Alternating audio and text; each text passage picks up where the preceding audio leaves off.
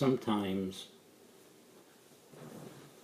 invasions of nations happen quietly and are not recognized until long after that they happen, the events happen. Just like when a home is invaded. Sometimes the two occur at the same time.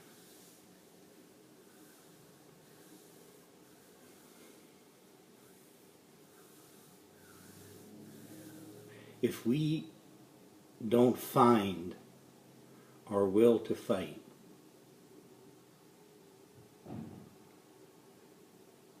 as time progresses, the ability to fight will become more difficult.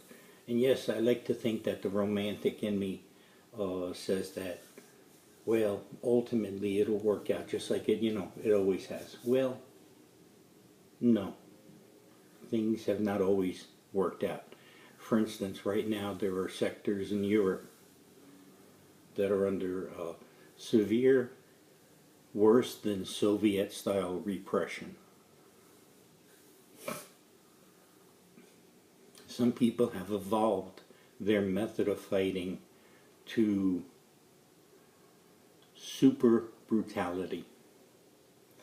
And then when people witness that, they oftentimes are brought to a state of fear and capitulation and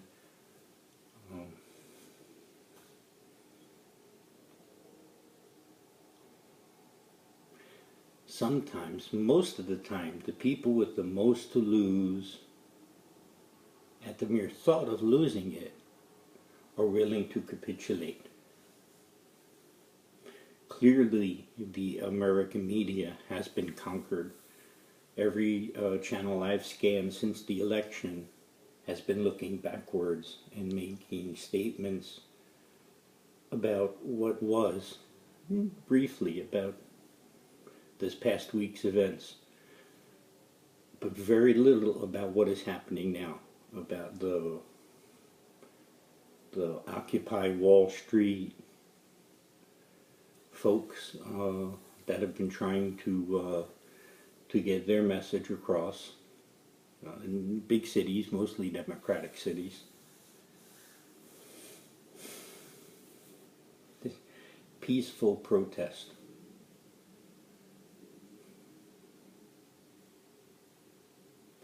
Conquering forces have a few objectives that have to be met in order to make the transition more complete. They have to control fuel lines and food lines, and then close those lines to create people's fear mechanisms to kick in. Oh, there's not enough heat, there's not enough, I surrender, I surrender, stop, put it back on, whatever you want to do, hooray.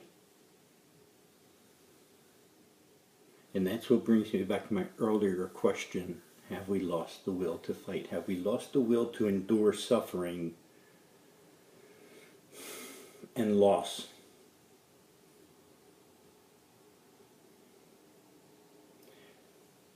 For our American rights.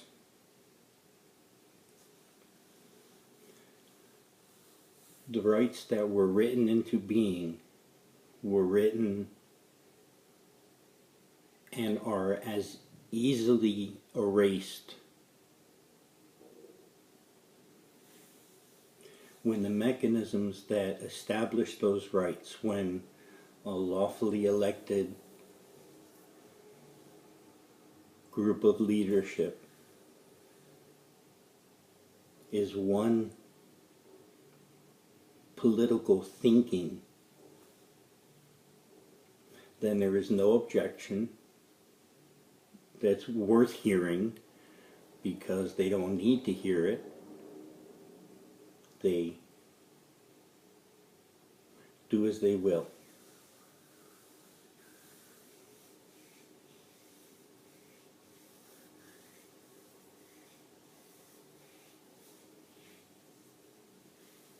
peaceful fighter.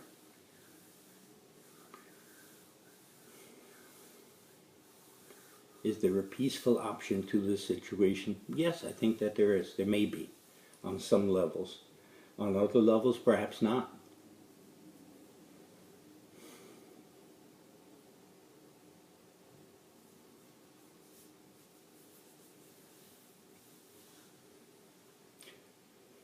Within a very short time,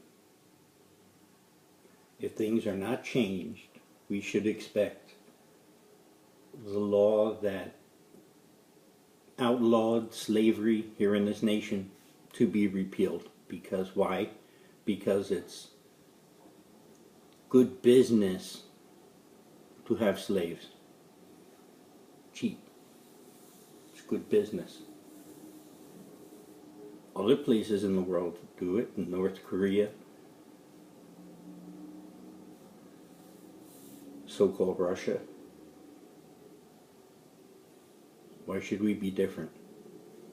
This is modern times. The law allowing regular elections according to established scales, established calendars. It's a new day, it's a new age, it's a new governmental leadership. Why bother? We'll just keep everything the same. And if there's ever time for another election, well, you don't need to be bothered. We have it. So they say.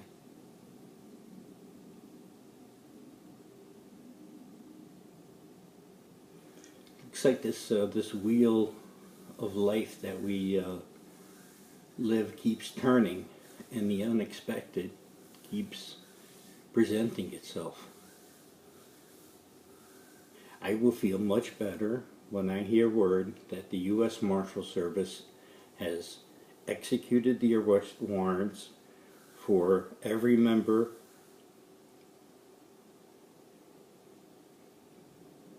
associated with the election of the Republican nominee, and that the Republican nominee is taken into custody and processed and put under oath to answer for his crimes. And if this does not happen before the Electoral College meets, it's not likely to happen ever. And then a man with severe mental illness will do as he wills. Those pulling his strings will do it as he's told.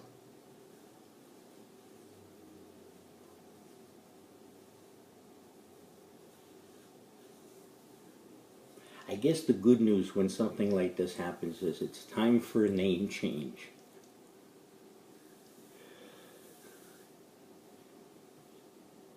Maybe time for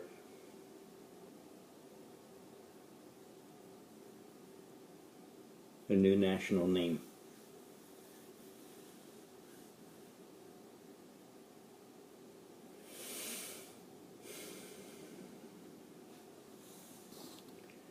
May the Messiah continue to be with us.